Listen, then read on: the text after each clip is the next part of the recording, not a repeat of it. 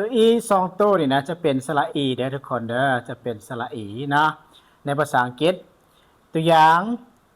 B เป็นตัวบอแบนะอีเป็นสระอีอ่านว่า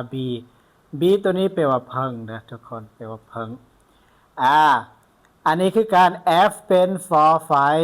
นะแล้วก็อีสระอีอ่านว่าฟีตัวนี้บ่เป็นตุ้มฟีเด้จะเป็นอันนั้นนาคาธรรมเนียมเด้อคาธรรมเนียมโอเคและตัวนี้ G เป็นตัวกอ R เป็นตัวรอ เป็นกรอแล้วอีเป็นสระอีเป็นกรีแล้ว N ตัวนี้ N เป็นตัวนอนนกอ่านว่า green แปลว่าสีเขียวนะได้คำศัพท์อัตโนมัติเลยทุกคนสีเขียวและวันนี้ D เป็นดอเด็กD เป็นดอเด็กอีสระอีอ่านว่าดีวันนี้ตัวพี่เมื่อลงท้ายคำศัพท์แบบนี้จะเป็นตัวสะกดเป็นตัวบอแต่ว่าออกเสียงตัวเพนาตัวพอคือการรักษาเสียงมันนะจะเป็นตัวบอแต่ว่ารักษาเสียงมันจะเป็น deepนี่แปลว่าลึกนะและวันนี้ F เมื่อกี้เป็น for ไฟนะอีสระอีอ่านว่าฟีแต่ว่าลงท้ายด้วยตัวดีเป็นดอเด็กอ่านว่าฟีดแปลว่าหายอาหารเด้อหาย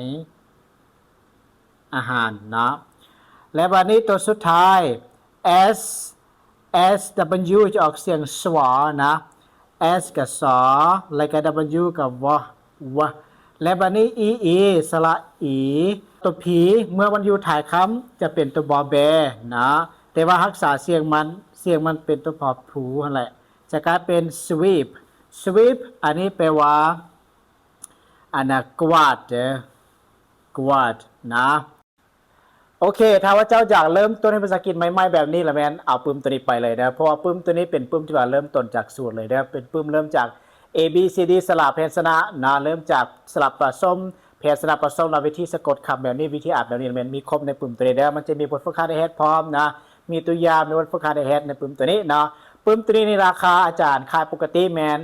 190,000 กีบแต่ว่าผู้ใดสั่งซื้อจากวิดีโอนี้ละแมนอาจารย์ให้ราคาพิเศษเลยเนาะ145,000 กีบเพราะว่าเดือนนี้ก็เป็นเดือนแห่งวันเกิดของอาจารย์ที่จัดโปรยทุกคนเด้อเดี๋ยวเราเบิ่งน้ำกันทั้งในของปุ่มว่ามันเป็นแนวใดนะเพื่อแบบเปิดข้อสงสัยเนาะอันนี้จะเป็นเขาเรียกว่าสระบานเนาะสระบานของปุ่มหัวนี้แล้วทีนี้เรามาเปิดเบิ่งบทที่1จะเป็นแบบนี้มีคำอ่านคำแปลเด้อแล้วทีนี้เปิดเบิ่งบทที่2ที่3จะมีแบบนี้นะจะมีบทฝึกหัดแบบนี้ที่ว่าทุกคนก็เห็นในปุ่มตัวนี้ได้ผู้ใดที่ว่าอยากเริ่มต้นภาษาอังกฤษใหม่ละแมนต้องเริ่มจากปุ่มตัวนี้นะผู้ใดที่ว่าบ่สามารถมาเรียนอาจารย์บ่